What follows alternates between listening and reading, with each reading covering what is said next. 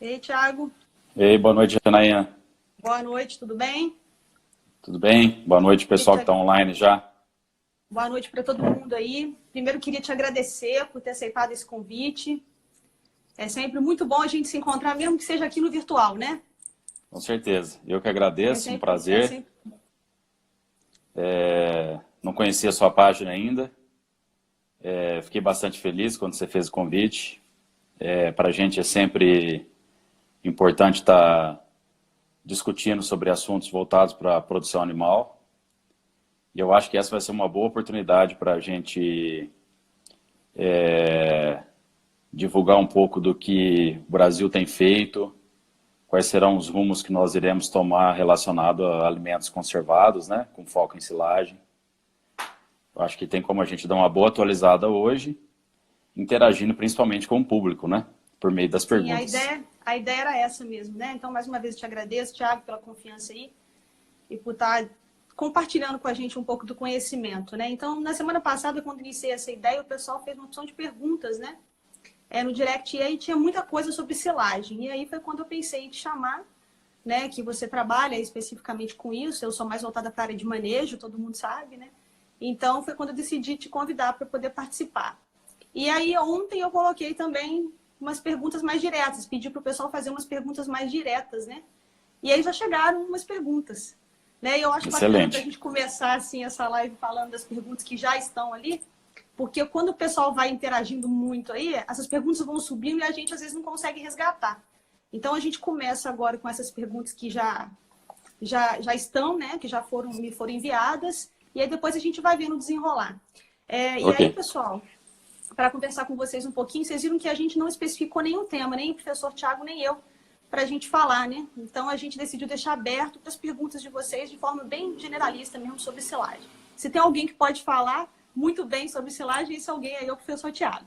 Tá? Então, aproveitem aí o conhecimento que está à disposição, tá certo? Então, nós vamos começar aqui, Thiago, com as perguntas que as pessoas mandaram para a gente de ontem para hoje, né? Ok. O Borges perguntou qual é o melhor tipo de silo, né? Se é o aéreo, se é o trincheira, se é o tipo bag.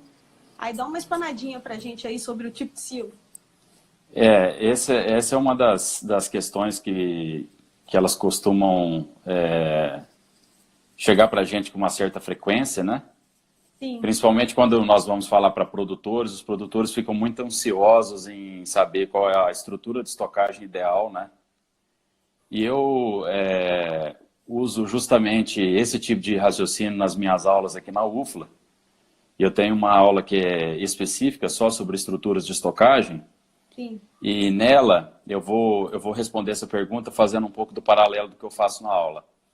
Nela eu mostro silo trincheira e silo superfície, que são as duas estruturas mais comuns no nosso país, né?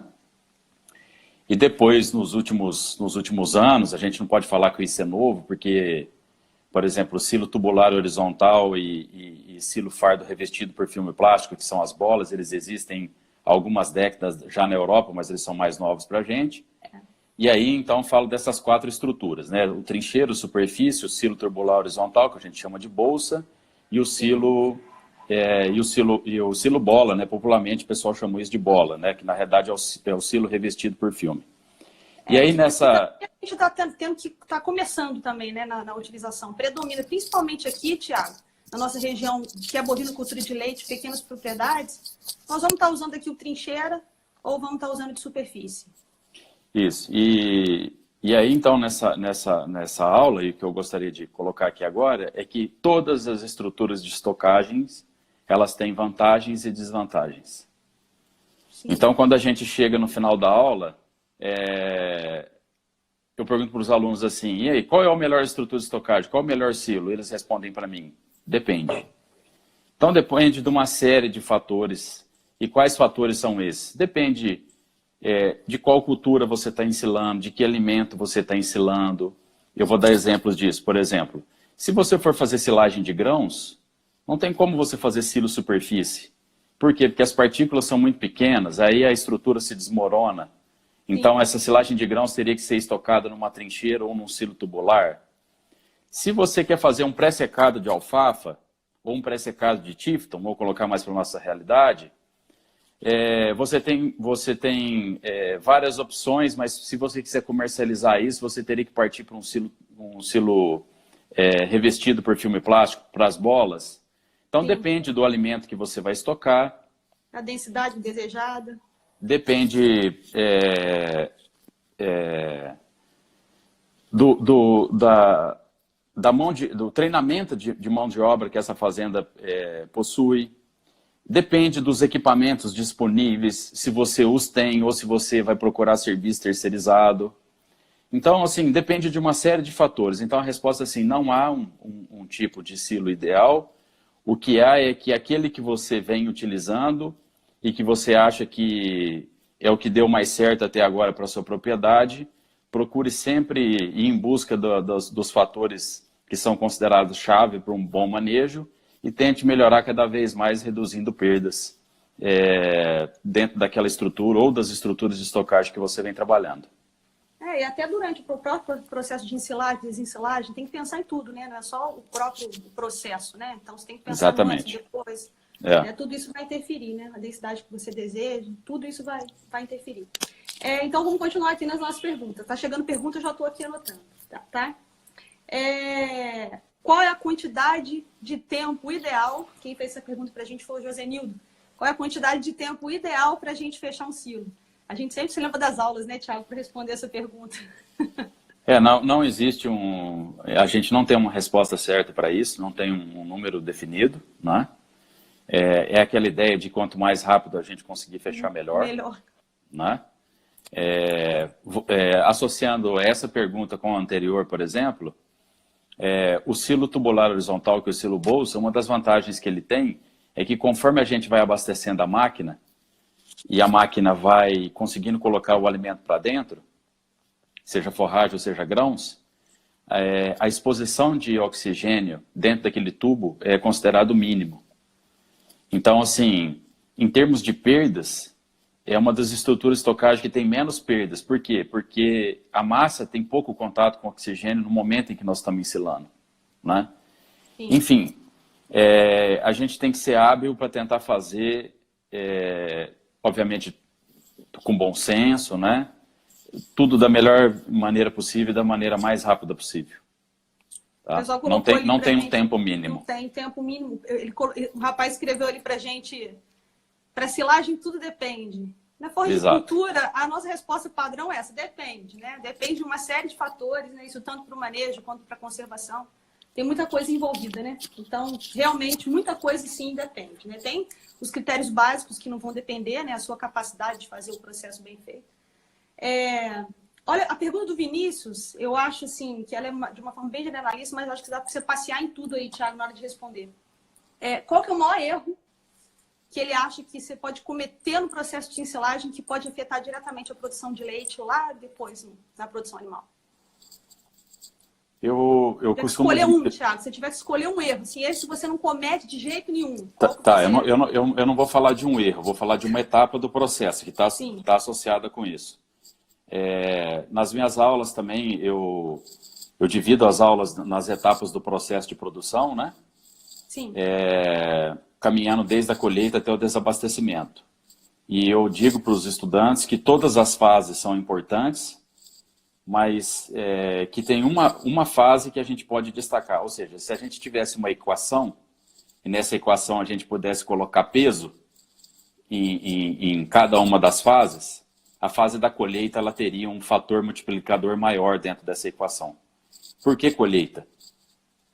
Vamos tentar ver dentro da cronologia, porque assim, colheita, quando você vai colher, afeta o desempenho da máquina, né?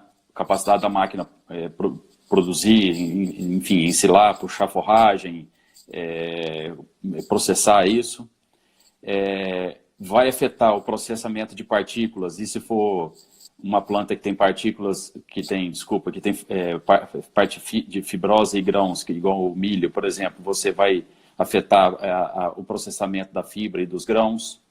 Depois, caminhando para dentro do silo, dependendo de como você conseguir picar isso, você pode ter dificuldade de compactar.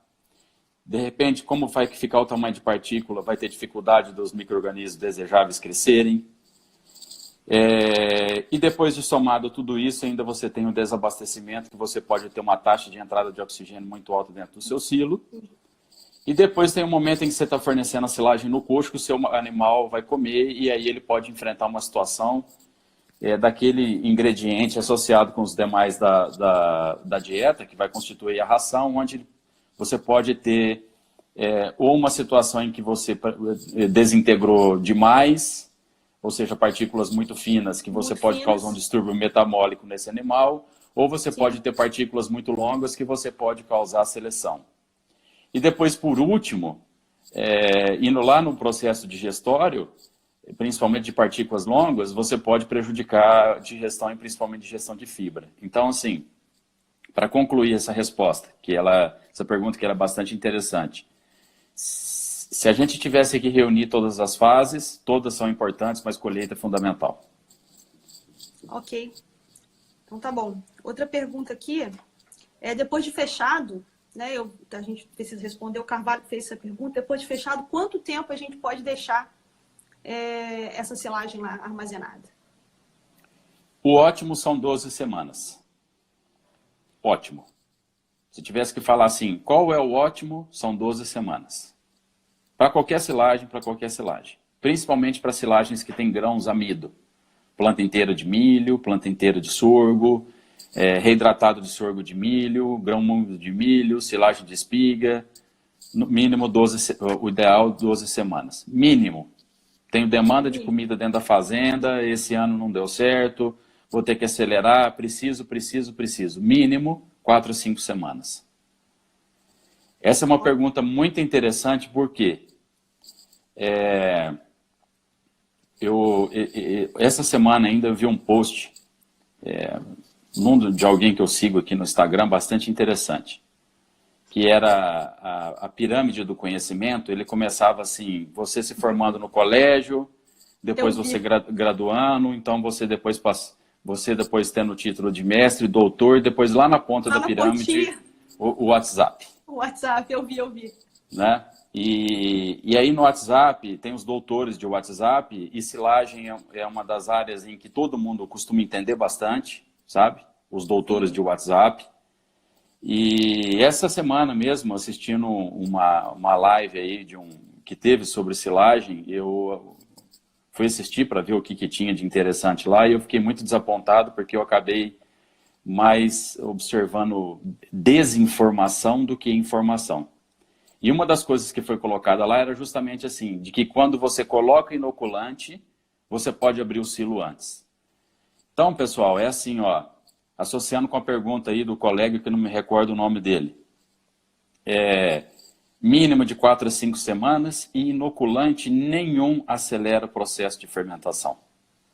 O inoculante ele pode ser utilizado estrategicamente. Nós temos vários produtos hoje no Brasil comercializados principalmente por empresas estrangeiras que são confiáveis, eficazes, etc. e tal, mas jamais a gente vai ter uma bactéria, um conjunto de bactérias mágicas que vai fazer com que em uma semana, 15 dias, você possa abrir seu silo. E não existe mais nada desastroso para um animal do que comer uma silagem jovem. O que é uma silagem jovem? Uma silagem feita, aberta com uma semana, 15 dias, 20 dias. Então, o ideal é que a propriedade se programe, que tente abrir com no mínimo 12, o ideal com 12 semanas, mas se houver necessidade de demanda de comida, 4 a 5 semanas como mínimo. E não entrando oxigênio, fica lá, né? Não tem negócio, você não vai ficando. Não pode deixar a entrada de oxigênio. Ô, Thiago, aproveitando, deixa eu te fazer uma pergunta aqui, já que você já falou do inoculante, tiveram várias perguntas aí sobre inoculante. Né? Então, acabaram de perguntar aí, eu acabei de ler, perguntaram aí em relação à utilização do capim-maçai para ensilagem e também em relação à utilização de inoculantes para ensilagem de forrageiras tropicais. Eu só não tenho o nome de quem perguntou, então estou resumindo várias perguntas em uma só. Aí, certo. Se você puder falar aí para gente um pouquinho sobre isso. Nós temos duas vertentes para fazer silagem de capim. Okay? Uma delas é quando a gente... E aí essas duas vertentes eu as divido baseado na cadeia do leite e na cadeia do corte. Então como é que funciona isso? Se a ideia for fazer silagem de capim para produção de leite, para vacas em lactação, eu vejo hoje nós trabalharmos com pré-secado. Ok? Então, nós vamos cortar, nós vamos jogar no solo, nós vamos deixar perder a umidade. Quando atingir entre 40% e 50% de matéria seca, nós vamos fazer o pré-secado ou na bola, ou diretamente na trincheira, ou até mesmo num silo superfície. Ok? Quando nós partimos para a cadeia do corte, nós trabalhamos já pensando numa escala de produção muito maior. Porque nós estamos pensando em confinar alguns milhares de animais. E aí, nesse caso, não há muito espaço para pré-secagem. Nesse caso, o que nós fazemos? Corte direto. Então, o que eu chamo de corte direto? Você chegou, a máquina colheu, jogou no vagão, desabasteceu e fechou. Bom, qual que é a diferença entre essas duas silagens? Fazer amortecimento e não fazer. E aí vale para o Maasai, vale para o capim-elefante, vale para o Tifton 85, vale para a braquiária, vale para o Mombaça, vale para qualquer capim. Para o capiaçu, queridinho de todo mundo. Exato, vale para qualquer... Capiaçu está na moda. Produtor de leite é utilizado muito aqui. Falar nisso, eu escrevi um artigo interessante para o Milk Point hoje, tá? O pessoal não soltou ainda, vai soltar ou amanhã na segunda-feira, mas ele vai nessa vertente aí das capineiras. Ótimo, pessoal, então, bom saber pessoal aí, que está online. Depois é só ir lá e conferir. Exato, mas vamos lá, vamos continuar a linha de raciocínio que a gente vinha seguindo. Então, corte direto para a cadeia do corte e pré-secagem para o leite. Quando você corta direto, você vai cortar uma planta entre 18% a 24% de matéria seca. E aí nós vamos ter problema de fermentação. Não tem como fugir disso. Não é? Colocar algo com essa umidade, né, com essa matéria seca, umidade, né, você vai ter problema, vai ter proliferação de enterobactérias e clostrídeos. E aí, Thiago, o que eu faço? Os produtores de gado de corte estão convivendo com isso. Vai ter refúgio de coxo, vai consumir um pouco menos, principalmente nos primeiros dias, etc. e tal, mas dentro da conjuntura, a opção que eles têm de fibra na fase de terminação vai ser aquela. Tá, e para o gado de leite, tem oportunidade de fazer pré-secagem? Tem. Aí eu restringo um pouco o número de espécies em que eu posso fazer pré-secagem, porque aí eu preciso de plantas em que ela precisa perder água mais rapidamente, e aí forrageiras do grupo Cynodon se destacam. E aí quando eu elevo a matéria seca, quando eu corto aí de 20% para 40%, eu mudo completamente o curso da fermentação. A gente melhora demais, então assim, melhora a fermentação, reduz perdas, possibilidade dos animais consumirem com mais vontade, enfim, refugarem menos, né, sem problema de consumo, etc. e tal. Então são essas duas vertentes que nós temos silagem de capim. E o que a gente tem de inoculante, que acho que a pergunta agregava nisso? A pergunta também eu juntei duas perguntas. Infelizmente, hoje nós não temos nada. A gente fez uma live aí antes de ontem, o assunto era silagem de capim para gado de corte. E eu falei isso, né? Hoje, dia 2 de abril de 2020, talvez amanhã a gente saia um novo paper publicado, alguém que esteja fazendo, aí dos meus colegas que nesse momento não tenham conhecimento, mas falar assim, Thiago, eu tenho realmente um produto que é muito efetivo para silagem de capim, principalmente para aquele que eu faço de corte direto, que eu vou ter lá entre 18% a 22%, 23% de matéria seca. Hoje no Brasil nós não temos. Até quando eu terminei a live, teve uma pessoa que fez uma pergunta separada aqui no particular aqui no Instagram, né? No privado do Instagram. Mas eu estou aplicando bactérias homofermentativas, Thiago, eu estou indo no caminho errado. Eu falei, não, você está indo no caminho certo. Agora, que elas vão crescer, que elas vão conseguir fazer um trabalho efetivo, é um ponto de interrogação. Sim. De repente, da população que ela enfrentar, pode dar certo, ela pode... Mal não vai fazer, mas fazer completamente o bem, a gente ainda não tem tem a questão do custo também, um aditivo, mal né? Faz Exato. Custo, né? Porque... Agora, nós temos outros produtos, né? Principalmente aqueles voltados mais para silagem de milho, silagens de grãos, que aí a vertente não é fermentação, que a vertente é pós-abertura. Aí, nesse caso, nós temos produtos muito bons aqui no Brasil, principalmente aqueles baseados com Lactobacillus buchneri na sua composição. Alguém fez uma pergunta aqui sobre isso, mas eu acho que você já está até respondendo. Se eu não achar aqui. É assim, ó, Lactobacillus buchneri, nós temos aí 4, 5 empresas hoje no Brasil comercializando. É uma bactéria que ela vai fazer o quê? Ela vai consumir substrato, ela vai produzir ácido lático, mas ela também vai produzir ácido acético. Resumindo a historinha, seria mais ou menos assim.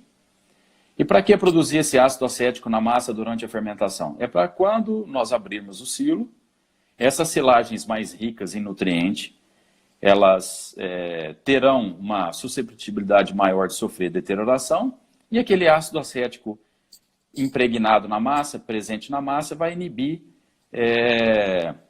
o crescimento de leveduras e fungos. Ou seja, é basicamente para nos dar tempo de prateleira. Então, se aquele produtor ainda que está trabalhando com essas silagens que são ricas em nutrientes e que são propensas ao processo de deterioração, e que isso causa uma fonte de perda, mas é uma fonte de perda considerável, né? Que isso pode ter reflexos no animal, enfim, uma série de coisas que as pesquisas vêm mostrando isso. Na realidade, vai te dar uma oportunidade de você conseguir trabalhar um pouco mais à frente do seu silo, tá? Então, e eu costumo dizer que nós temos centenas de papers publicados na literatura que solidifica o uso dessa bactéria nessas silagens. Então, não é algo inconclusivo, é algo bastante fundamentado e solidificado na literatura. Ok. Aí alguém perguntou aqui se acrescentar o buchneri pode reduzir o consumo da silagem. Não, buchneri não reduz consumo. Tá, ok.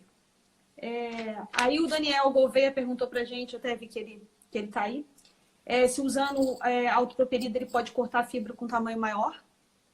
Pode, essa é uma das vantagens que tem. Isso, tá. Equipamento aí, moderno. O pessoal está perguntando.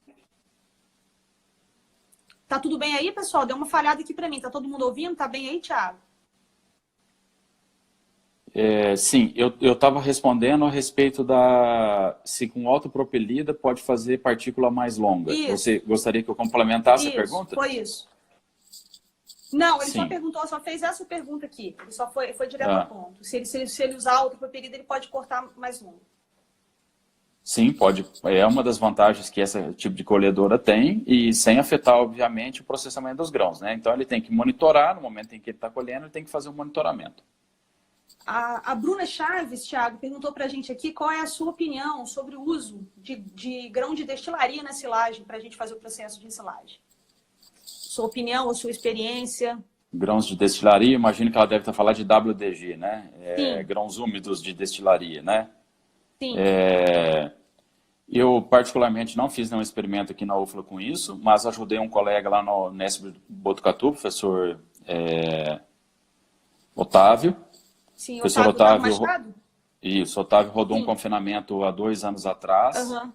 Naquela época ele me procurou dizendo que o WDG viria de Goiás e que ele não teria uma oportunidade de receber com uma certa frequência na fazenda, como geralmente os confinamentos têm feito, né? Então os confinamentos têm recebido a cada 2 dias, a cada 3 dias, estocado isso em barracão. E aí eu falei, não, vamos tentar ensilar isso. E aí nós ensilamos, ele fez um trabalho em ensilos laboratoriais, fez um trabalho ensilando em grande escala, ofereceu para os bois dele. E é possível de fazer porque o WDG ele vai chegar na fazenda com cerca de 32% de matéria seca, então é passível sim de ser ensilado. Ok. Tem alguém perguntando aqui, o Vitor está perguntando para a gente, falando de pré-secado, ele está falando que ele tem consciência aqui da dificuldade de compactação. Você deve estar lendo a pergunta aqui. Qual é a sugestão para melhorar a compactação, para ela ficar mais eficiente? Não, assim, não é uma silagem... Claro, a gente precisa prestar atenção nisso, mas a compactação está atrelada com o tamanho de partícula que a máquina vai conseguir nos dar. Né? Então ele tem que monitorar isso no momento em que a colhedora estiver puxando o pré-secado do campo, ele tem que monitorar qual é o tamanho de partícula. E aí ele tem como monitorar isso pensando tanto na compactação quanto com a expectativa que ele tem de inserção dessa silagem na dieta dos animais, pensando que ele vai inserir essa silagem para atender fibra fisicamente efetiva. E posteriormente ele precisa trabalhar peso de trator, né? Peso de trator e tempo de compactação. São as duas coisas que são mais efetivas. Então, assim, trabalhar sempre com trator pesado e na boca do silo, o trator ele não pode parar, né? O operador do trator que está compactando, ele não tem cafezinho, ele não tem paieiro, ele tem 15 minutos de almoço. Ele tem que... Tem que tocar lá. Ele tem que tocar, ele tem que estar em tocar, cima do tem trator jeito. 100% do tempo. Então, assim, esse é o segredo. Aqui, alguém perguntou aqui sobre a experiência com reensilagem. Você pode dividir um pouquinho isso com a gente? Uma pergunta interessante. Inclusive, tem dois grupos aqui no Brasil trabalhando com isso. Um grupo da UFMG e um grupo da Federal Rural da Amazônia, né? Esses dois grupos estão bastante atuantes nessa... que eu me lembro aqui agora, né? Talvez tenha um outro colega fazendo uma outra universidade, vai falar que eu não falei o nome dele. Mas eu me recordo aqui desses dois grupos, e é um assunto bastante pertinente, porque nós, na seca de 2013 e 2014, nós sofremos demais com a falta de comida, principalmente as fazendas leiteiras, não estavam muito preparados para isso, porque tinha vaca, às vezes, para alimentar o ano inteiro. E aí nós aprendemos que era possível movimentar grandes toneladas de silagem de uma fazenda para outra. E aí eles sentiram tranquilos em fazer essa movimentação. E aí começou-se, então, essa história de vamos mensurar isso, quanto perde, etc. e tal. Então, assim, as perdas são mínimas se a gente conseguir fazer o processo bem rápido, né? Então, basicamente, você conseguir tirar de uma fazenda, transportar rapidamente, você levar para outra fazenda ou para um outro local, pode ser dentro da própria fazenda, e fazer tudo o processo normal, compactar isso, lona, né? Tudo convencional, vedar bem, enfim, né? Tem que acontecer tudo E aí de são forma as boas convencional. práticas normais, né? Fazem As boas práticas. A normais, gente fez isso há 40 dias aqui na instituição. Nós tínhamos forragem nova para colocar aqui para um confinamento que começou há 10 dias. Tínhamos silagem antiga que sobrou do ano de 2019, 2018, 2019. E aí nós reensilamos, fizemos silo superfície com silagem de milho, colocamos silagem nova no outro trincheira, estamos alimentando a boiada agora e tudo está caminhando bem. Sim. Isso aí também já está mais ou menos na resposta. Tem uma pergunta aí que ele pergunta que quando compra silagem de caminhão, qual que é o tempo, qual que é o prazo que ele tem sabendo dessa dificuldade?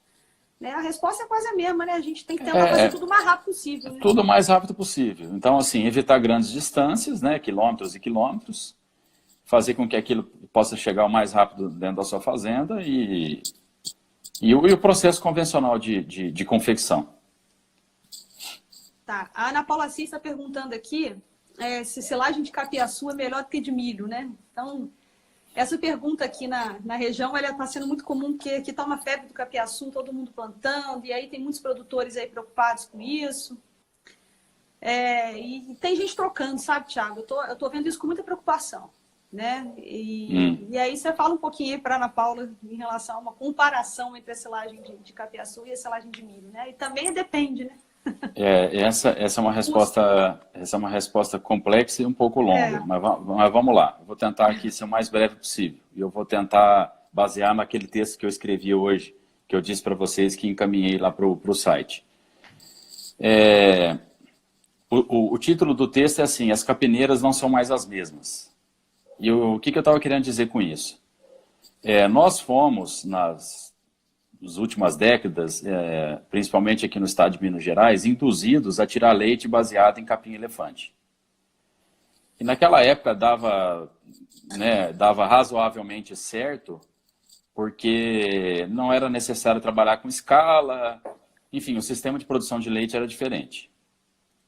Nas 2 últimas décadas, especialmente, a cadeia leiteira sofreu uma reviravolta. E aí as fazendas perceberam que era necessário trabalhar com escala de produção e de uma forma mais profissional. E aí uma das formas de você conseguir profissionalizar é você intensificar. E quando você intensifica, você precisa mudar a sua fonte de forragem. E aí essas fazendas que começaram a intensificar, elas passaram de silagem de capim para silagem de milho. Né? E E esse, infelizmente, vai acabar sendo o caminho, porque nós estamos em regiões de terras caras. Aqui no sul de Minas, nós temos lavouras de milho, soja e outras culturas competindo com leite. E aí tem muito melhor ele ceder a terra dele para uma outra atividade do que o não leite. Caminhando para o campo das vertentes, na década de 90, quando fiz graduação aqui na UFLA, eu ouvia que aquela região ali de Madre de Deus, Madre de Deus, usando Madre de Deus como exemplo, uhum.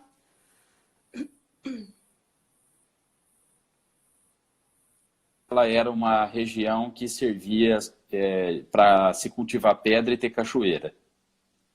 E hoje nós vimos a mudança que houve na região. Tem um cinturão ali interessante. Exato, e isso vai começar a pressionar cada vez mais a pecuária leiteira. Então eu quero dizer o seguinte para vocês da historinha do capiaçu. Essas pessoas que fazem divulgação de capiaçu, elas infelizmente elas entendem pouco de nutrição. E elas entendem pouco do sistema de produção de leite. E elas estão olhando única e basicamente para uma planta forrageira, que é o capiaçu, com o interesse de se divulgar isso, de se promover isso. E talvez eu veja até por trás disso de não se promover nenhuma forrageira, de conseguir promover até as pessoas que estão por trás dessa história toda. Não só do capiaçu, mas de qualquer outra cultivar de forrageira que é lançado, que está por trás dessas coisas. Então, assim, eu o consigo ver muito diferente dos outros capim-elefante que foram lançados no passado. Ele parece ser um capim que tem uma proporção de folha maior, etc. E tal. O problema é a maneira como isso foi divulgado. Então, acho que fizeram um bom trabalho selecionando o ido, porém, na hora de fazer a divulgação e reunir o agronômico nutricional, houve uma falha muito grande. Então, os catálogos hoje, eles falam em utilização de capiaçu com 3 metros de altura. E isso cativa os produtores, porque os produtores, eles gostam de altura. Se tem um negócio que eles gostam é de altura. Então, eu vejo as pessoas lá, por exemplo, em cima de uma carreta, ele sobe em cima da carreta, ele pega uma enxada, ele ergue a enxada, e aí ele tira uma foto e manda lá no grupo do Zap Zap assim, olha onde está a última folha do meu capiaçu. Ele tem 4 metros de altura, olha o quanto esse capim é produtivo. Ele tem 0,5% a mais de proteína do que uma silagem de milho. Então, infelizmente, essas são histórias arcaicas. Essas pessoas que continuarem trabalhando com esse modelo de produção, elas vão sair da atividade.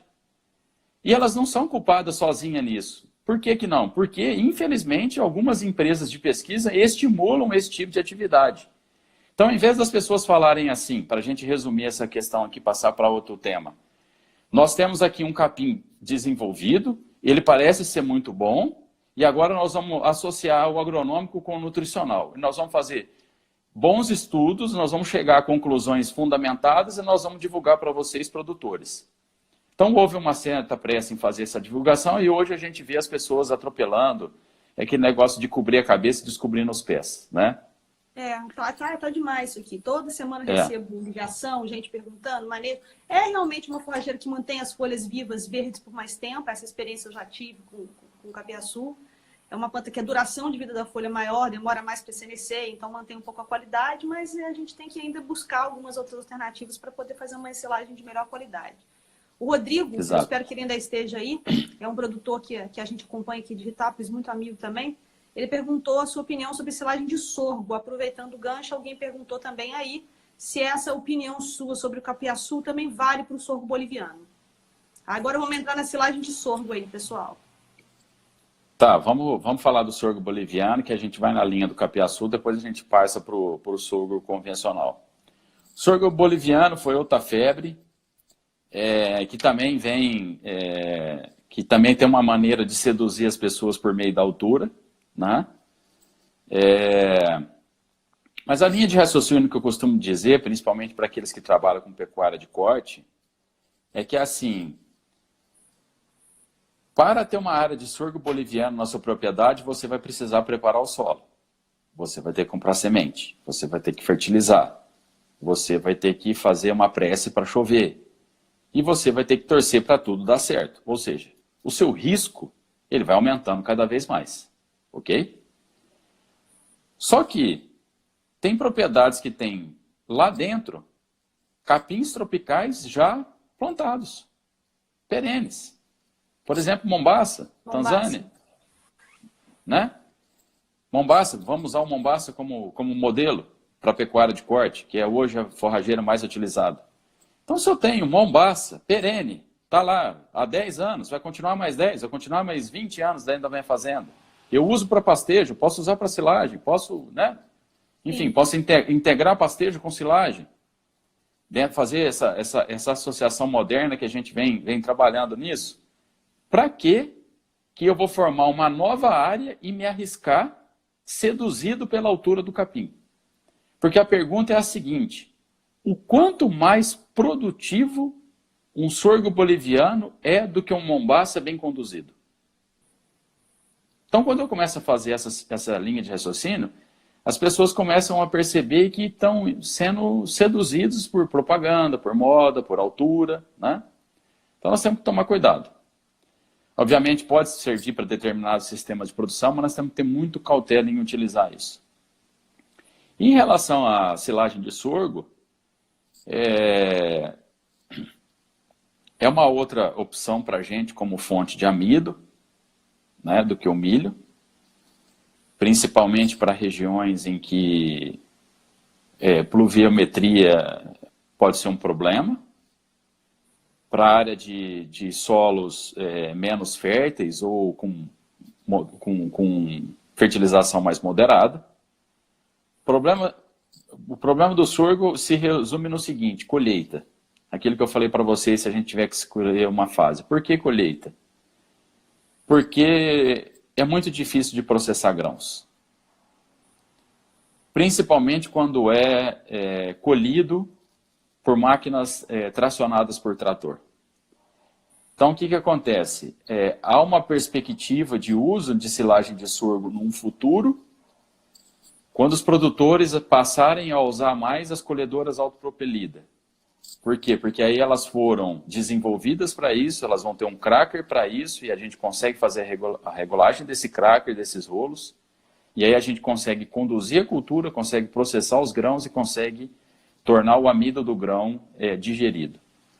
Do contrário, fazendas que têm experimentado silagem de sorgo e colher com máquina tracionada por trator, têm enfrentado desilusões, muito amido sendo excretado nas fezes, vaca ou boi jogando amido fora por conta da falta de processamento de grãos. Ok, Rodrigo, então ficou a resposta aí para você.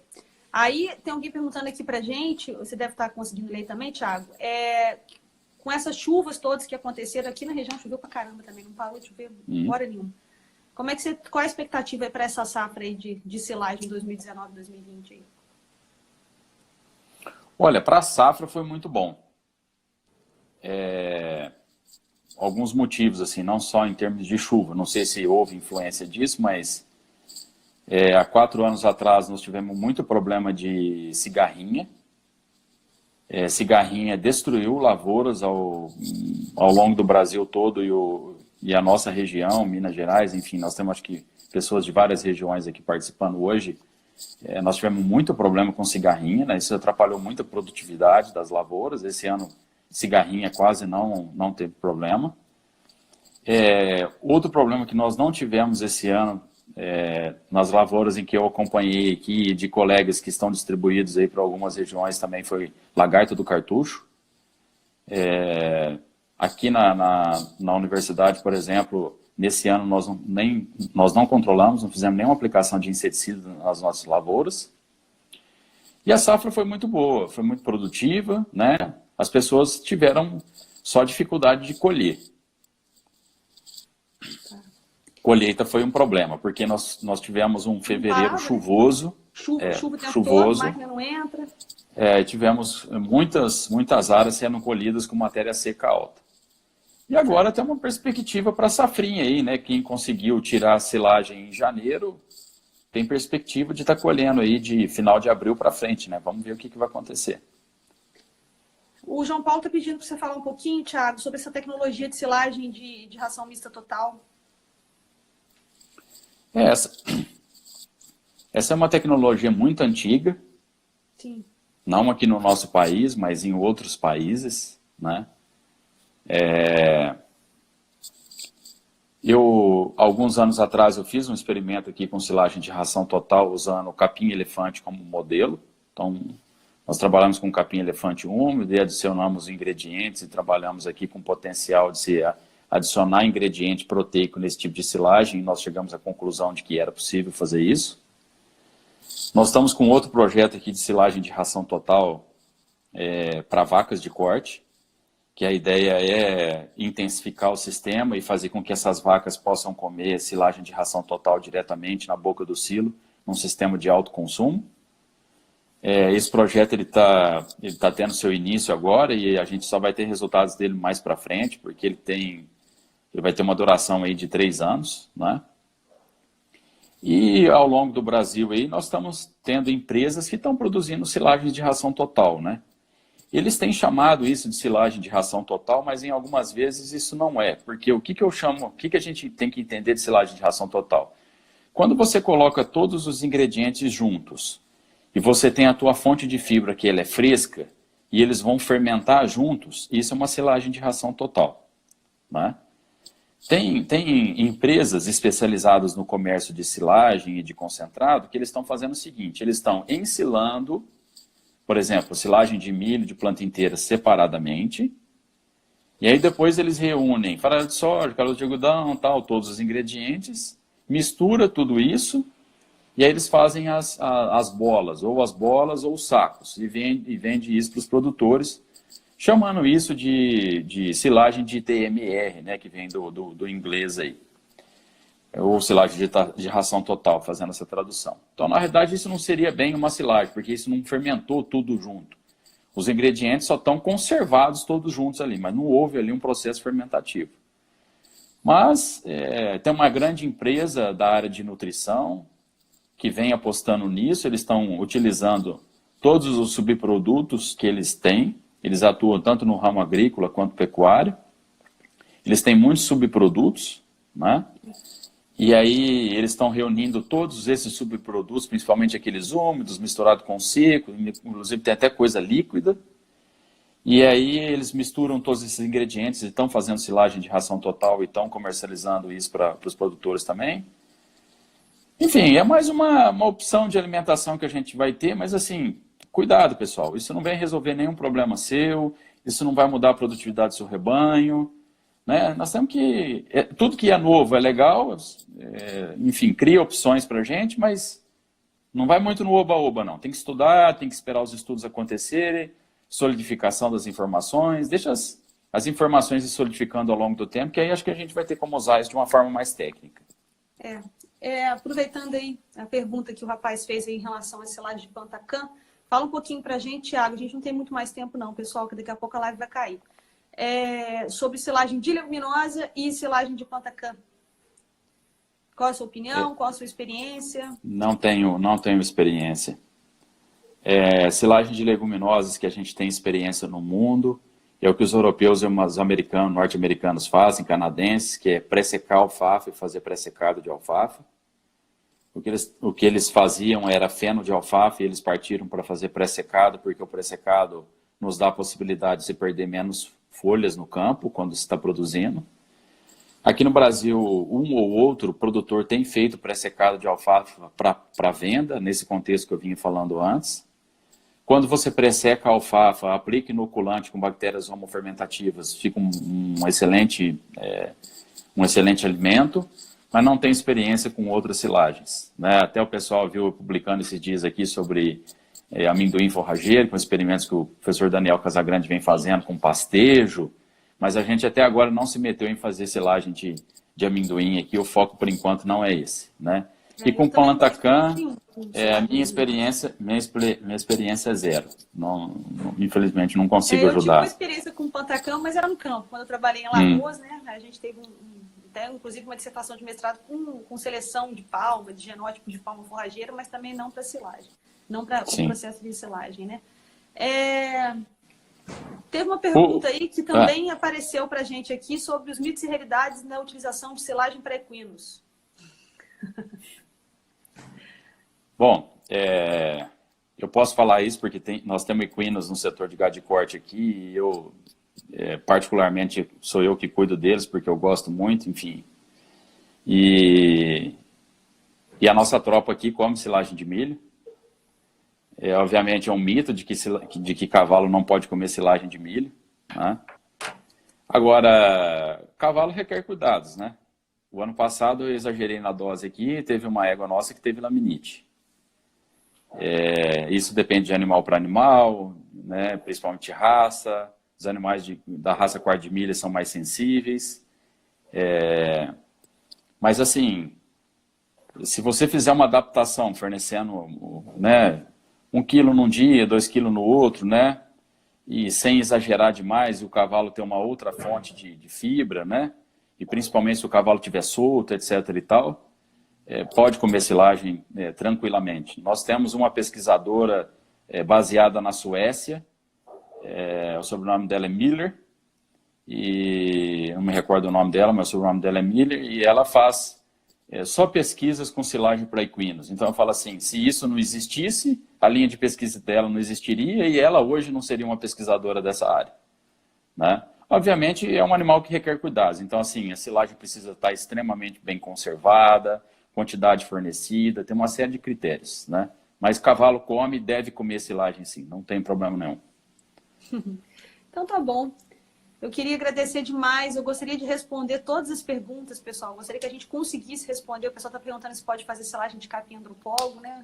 Pode, né, Tiago?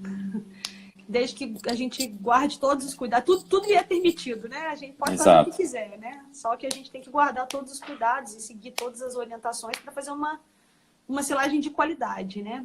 Não só no processo no início, mas também lá no fim do processo, no processo de desensilagem também. Tudo isso aí a gente tem que avaliar.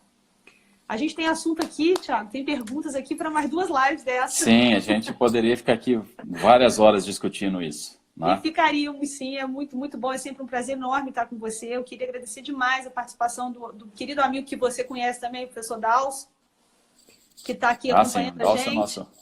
O Daus é parceiro, só que o Daus não tem Abraço, Instagram, Daus. E aí ele está fazendo aí no Instagram de alguém que eu ainda não consegui detectar de quem é. Eu queria deixar um abraço enorme para todo mundo que está acompanhando. Alguém já perguntou aí, a nossa próxima live vai ser na próxima quinta-feira, nesse mesmo horário. A gente vai fazer todas as quintas, independente da época do corona, e nós vamos tentar seguir essa linha de fazer todas as quintas-feiras. Na semana que vem, a Marina está aqui com a gente também, eu já vi que ela está aqui acompanhando. Quem vem falar para a gente de integração agropecuária marina. É uma pessoa que tem trabalhado com isso há muito tempo. E aí foi um assunto também que o pessoal pediu demais, Thiago. E aí quando eu tenho especialistas, amigos que podem falar por mim, eu prefiro que o pessoal ficar mais bem informado, né? Ótimo, excelente. E aí o resto vocês aqui que me ajudam aí.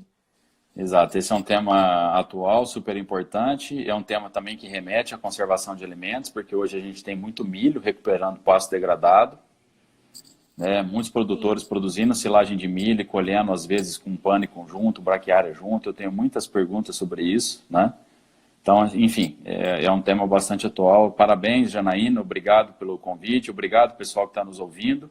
Já queria aproveitar e dizer para vocês que eu não consigo responder todo mundo no privado, tá? A gente não consegue. Infelizmente, não consigo atender todo mundo. Eu tento dar atenção para todos o máximo possível, mas não consigo repostar todo mundo que me marca, não consigo fazer isso, tá? Mas eu guardo isso com muito carinho, tá? E aí, numa próxima oportunidade, conforme você falou, que as lives irão continuar, a gente pode combinar uma outra data. Com certeza, vamos combinar. Respondendo as perguntas que ficaram pendentes aqui. Isso, ficou muita coisa pendente, a gente precisaria de mais tempo. Depois a gente também vai se especializando, vai tentando passar por Zoom para ficar um negócio melhor, para a gente não ter essa questão todo de tempo. Então, a todo mundo que acompanhou a gente até agora, muitíssimo obrigada, tá certo? A gente espera vocês, então, na próxima quinta-feira, às 20 horas, aqui no Forra de Cultura e Pastagens. E aproveito também para convidar todo mundo para seguir o nosso canal lá no YouTube.